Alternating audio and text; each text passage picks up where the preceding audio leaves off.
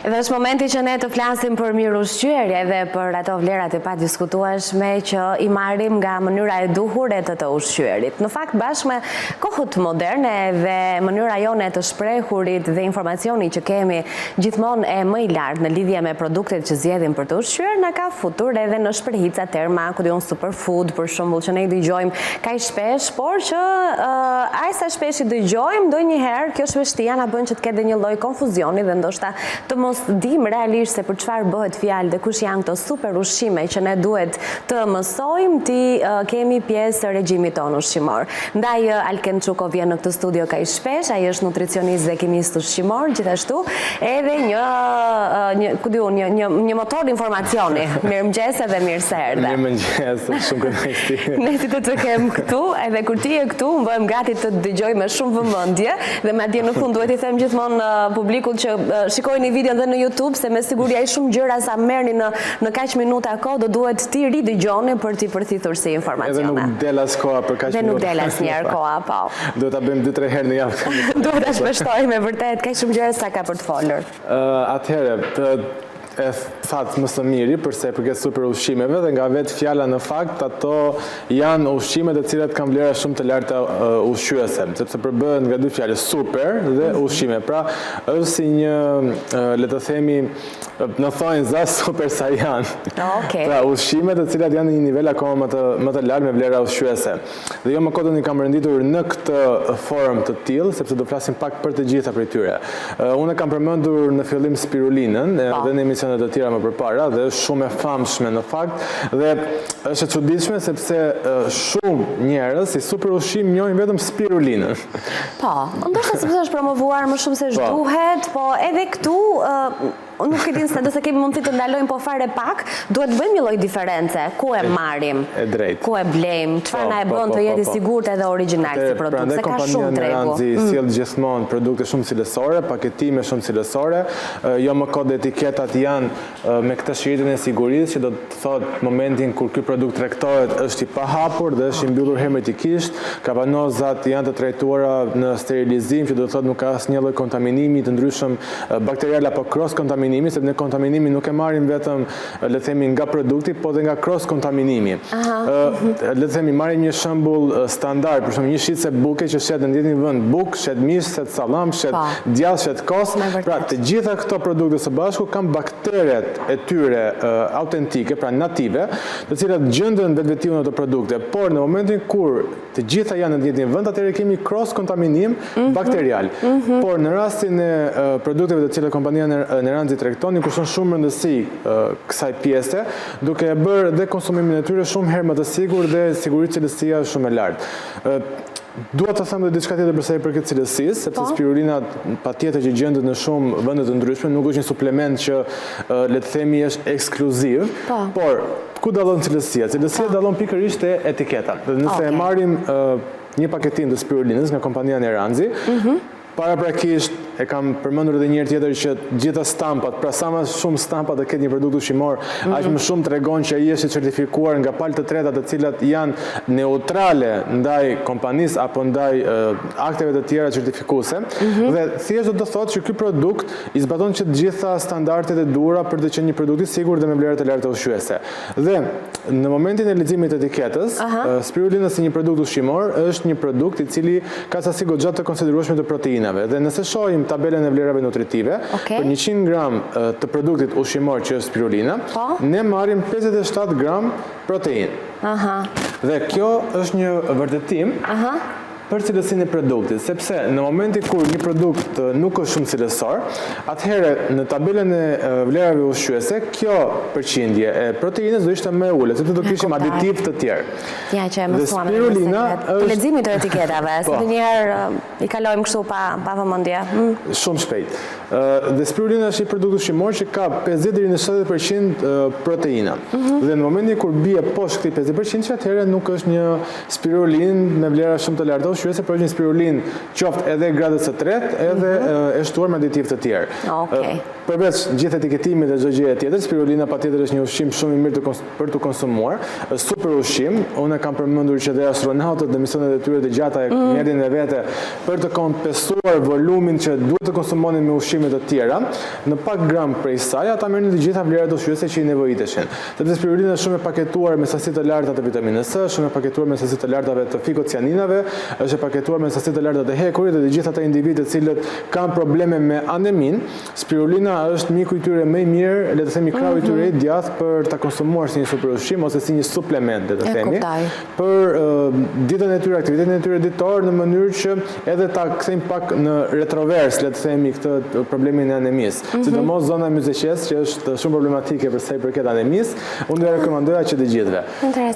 Një mik shumë i mirë i spirulinës është dhe klorela. Po, çfarë? Ne fillojmë tek suplementet ose super ushqimet, të cilat jo të gjithë i njohin dhe kompania Neranzi bën një punë fantastike për të sjellë gamën më të madhe dhe më të gjerë të gjithë këtyre super ushqimeve. Klorela si spirulina është një alg, është një mikroalg, e cila praktikisht nxirret, thahet, dehidratohet, në disa raste liofilizohet. Liofilizimi është një proces i cili ruan 99% të vlerave ushqyese, pra nuk prek praktikisht asnjë vlerë ushqyese të produktit ushqimor. Në momentin kur neve për shembull zgjidhim qumshin, e degradojmë atë, ose kur gatojmë mishin e pulës, e degradojmë proteinën, ose kur gatojmë vezën, e degradojmë proteinën. Ndërsa liofilizimi, nga ana tjetër, nuk prek asnjë vlerë ushqyese, sepse është mënyra më e sigurt për t'i ruajtur këto vlera. Duke qenë se thjesht e ngrim produktin ushqimor dhe nga një produkt ushqimor i ngrirë, sublimon. Pra uji sublimon, nuk kalon në një gjendje të lëngët dhe më pas nga lëng avull, po direkt nga gjendje e ngurë që është akulli, kalon në avull që më pas na lë produktin e thatë që është klorela. Klorela dhe vetë nga ngjyra është shumë e bukur, në fakt nëse shohim dhe unë gjithmonë bëj këtë strukun, pra e tund poshtë edhe krijohet një si tip, le të themi, një hije shumë e lehtë e ngjyrës së produktit ushqimor, sepse kur është në këtë formë intensive ti nuk e dallon dot ngjyrën praktikisht, sepse është intensive. Ndërsa kur e kthem përmbys, e tund pak, atëherë formohet ky plurim, një lloj si ato të rërës, pra në Sahara që formohen. Ajo është ngjyra e vërtet e produktit ushqimor. Dhe klorela shohim që siç ka ngjyrën e vet jeshile, i dedikohet pikërisht saj pranisë së klorofilit. Klorofili është një nga komponentët, le të themi, nga antioksiduesët, nga antiinflamatorët, nga ato element ose nga ato pigmentet, klorofili është një pigment, një super ushqim i cili nuk përmendet shumë, nuk përflitet shumë, por në fakt është me shumë vlera të larta ushqyese, ka një ndikim goxha thelbësor në qarkullimin e gjakut tonë, sepse ai ka një ngjashmëri, ka një formë të ngjashme me hemoglobinën. Dhe hemoglobina, nëse edhe nuk e njohim se çfarë është një, le të themi, një molekulë, është një formë, është le të themi një element në gjakun tonë, i cila ndihmon shumë në transportimin e oksigjenit. Pra, neve thithim oksigjen, por pa hemoglobinën, pa këtë ndihmuesin, le të themi, nuk do mund të transportonim oksigjenin në gjakun tonë. Klorofili ka formë të ngjashme molekulare me hemoglobinën. Dhe duke qenë se ka këtë ngjashmëri, hera herës e gënjen në thonjza, le të themi, sistemin tonë të qarkullimit të gjakut për të transportuar akoma më tepër oksigjen. Dhe kjo është shumë e veçantë për sa i përket klorelës, sepse në momentin kur ne kemi oksigjen më tepër në gjakun tonë, oksidimi lipidik është më i lartë, pra ne jemi të aftë të djegim më shumë kalori, jemi të aftë të djegim më shumë dhjam, jemi të aftë të kemi fokus më të qartë mendor, jemi të aftë të mos kemi këputje gjatë ditës, sepse mungesa e oksigjenit është një nga faktorët kryesorë të lodhjes së muskulëve dhe kur mund ta kemi vënë re kur jemi në dhoma të mbyllura, sidomos studentët kur mësojnë gjatë sezonit të provimeve, ose kushdo tjetër që punon në një dhomë jo shumë të madhe, jo shumë të ajrosur, gjatë orëve të gjata të studimit apo të mësimit apo të punës etj, normalisht oksigjeni nuk është në nivelet e dura dhe shumë të larta dhe kemi më shumë lodhje, sepse dhe aktiviteti mendor ose intelektual është i barabartë pothuajse një lloj me aktivitetin fizik. Dhe në këtë moment kur ne nuk kemi oksigjen mjaftueshëm në muskujt ton prodhohet acid laktik, i cili ky është helm në thonjza për muskujt, çfarë na jep ato këputjet muskulore. Por kur ne konsumojmë ushqime si spirulina, si klorela, të cilat janë të pasura me klorofil, atëherë ne oksigjenojmë gjakun ton, duke qenë edhe më aktiv gjatë gjithë ditës. Të them ti japim ritëm se shoh që kemi shumë për të prezantuar, ose do ti nëse na mbeten do na i marrësh prapë me vete herën tjetër. Kush është e teta? Moringa është një nga superushqime shumë të mira, njihet si superushqimi i varfërisë ose në Afrikë quhet si pema e jetës, sepse praktikisht çdo pjesë e saj është e konsumueshme, është e ngrënshme. Moringa ka sasi shumë të larta të vitaminës C, madje sasi më të lartë të vitaminës C se portokalli, ka sasi më të lartë të kalciumit se qumshti, ka sasi më të lartë të hekurit se spinaçi. Okej. Prandaj janë super ushqime sepse me pak gram për tyre marrim shumë vlera të larta ushqyese. Interesante. Pa kaloj shumë shpejt. Guarana është një tjetër super ushqim i cili në herës ne zvendçojmë edhe në vend të kafes, sepse ka një shije, le të themi pak në tonet e tokës, pra ato si tartufi, si le të themi shqisa e 6 e të shijuarit. Dhe në fakt nuk ka kafein, por ama jep të gjitha efektet e kafeinës, duke mos na dhënë ato krizat e ankthit, episodet e ankthit, duke na mbajtur aktiv gjatë gjithë ditës. I preferuari im Açaj Berri, i cili nuk njihet absolutisht fare shumë, është super ushqimi për një lëkurë të bukur dhe të shkëlqyeshme. Lëkura është një nga organet tona më të mëdha, është shumë e madhe në sipërfaqe nëse ne e hapim.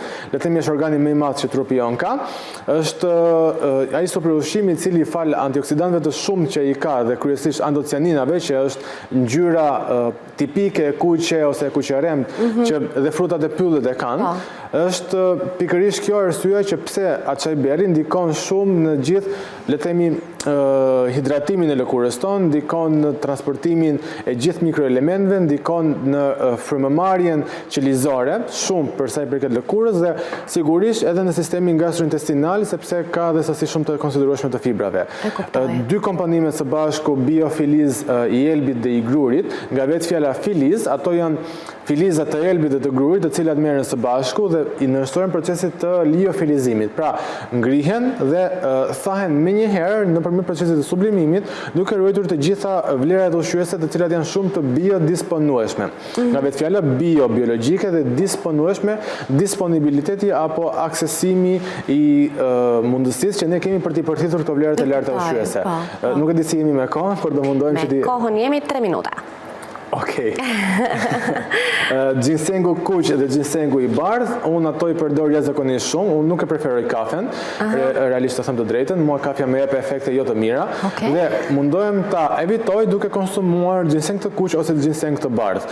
Janë të dyja super ushqime të cilat zgjojnë metabolizmin, zgjojnë sistemin ton nervor, na mbajnë aktiv gjatë gjithë ditës dhe gjithashtu ndikojnë edhe në efektin termik në trupin ton. Pra në momentin e konsumimit të tyre, metabolizmi jon ka një efekt termik më të lartë dhe me efekt termik do të thotë që ne jemi të aftë të ikim më shumë kalori, por njëkohësisht marrim fokusin prej tyre, jemi më të përqendruar gjatë ditës, nuk kemi ato krizat e energjisë, le të themi, apo krizat e urisë dhe mund të kryejmë çdo aktivitet fizik shumë lehtësisht. Zakonisht mund të konsumojmë një çaj, por unë në momentin që nuk konsumoj kafe, preferoj të konsumoj një kakao, duke qenë se kemi pak a shumë atë shijen e afërt, kafe, kakao dhe herës marrim dhe ato teobrominët që kakao në ofron. Dhe kompania Neranci kakao në sjellën dy formate të ndryshme, kakao pak më të butë, pra me më pak mas kakao, dhe kakao më të fortë që ka akoma dhe më tepër plur kakao, apo le të themi atë përqindjen e kakaos në brendësi.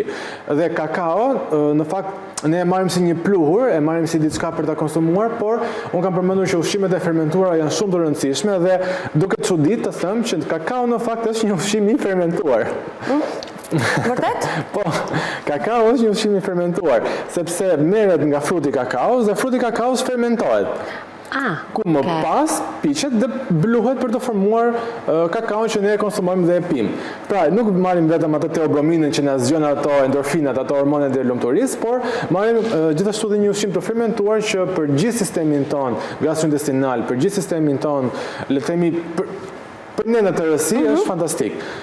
Ashwagandën shoh, e cila është një adaptogen shumë i mirë dhe me adaptogen do të thotë që është shumë afër me sistemin tonë nervor, pra mund të kemi kriza të depresionit, mund të kemi kriza të stresit, mund të kemi angst, etj, pra mund të kemi lohatje të humorit dhe ashwaganda, le të themi për këta individë të cilët kanë këto episode ose kanë këto problematika, është miku i tyre më i mirë, duke qenë se ndihmon në stabilizimin ndihmon dhe në balancimin e hormoneve, niveleve hormonale, por gjithashtu ndikon drejt për drejt dhe në sistemin tonë nervor, duke le të themi na mbajtur konstant me humorin tonë gjatë gjithë ditës. Mbreti i çajit jeshil që është matcha, është fantastik për sa i përket epigalokatekin gallatës, që është një antioksidanti i cili ndihmon në uljen e kolesterolit, ndihmon në aktivizimin e metabolizmit, ndikon në digjen e yndyrnave, ndikon shumë në zorën tonë të trash, ndikon gjithashtu edhe në lëkurën tonë, ndikon në ciklin gjumëzim. Pra është një super ushqim fantastik. Sa shumë që janë. Janë realisht shumë. Nuk e di si jemi me kohën. Përmend edhe çfarë të ka mbetur në kohën e kemi kaluar, por përderisa i kemi këtu e di që e kemi merak. Veçantin është majaja ushqimore. Pra ne mund të ham maja. Duket e çuditshme se maja ne e konsiderojmë vetëm për të bërë bukë, por kemi dhe maja të cilën mund ta ham. Dhe madje kanë shijen e djathit, djathi parmigiano. Është maja ushqimore, po edhe shijon. Është maja ushqimore e cila pas procesit të fermentimit, kryesisht maja e birrës, ajo merret dhe thahet, presohet në forma peta, le të themi, në temperatura të larta, ku deaktivizohet. Pra, nuk na krijon ato fryrë të stomakut, nuk na krijon probleme, por nga ana tjetër na jep shijen e djathit parmigiano dhe për gjithë ata të cilët janë vegetarian apo vegan kryesisht, të cilët e kanë dhe problem më shumë dhe mund ta përdorin duke qenë se ka shijen e djathit dhe gjithashtu na furnizon shumë me vitaminat e grupit B, B1, B2, B6, B12, ku B1 ndihmon shumë në konvertimin e energjisë dhe B12 për fokusin mendor. Herë tjetër do marrim më pak gjëra. Disa shumë gjëra kemi lënë pa thënë për to, mënyrat përdorir, kush mund t'i konsumojë etj, po do t'i rikthehemi në një moment të dytë. Faleminderit që jemi ne çdo javë dhe që na ngacmon me këto ide shumë interesante që mund të t'i shërbejmë vetes pozitivisht. Faleminderit. Shumë kënaqësi. Kënaqësi gjithmonë. Ndahemi tani për një hapësirë publicitare.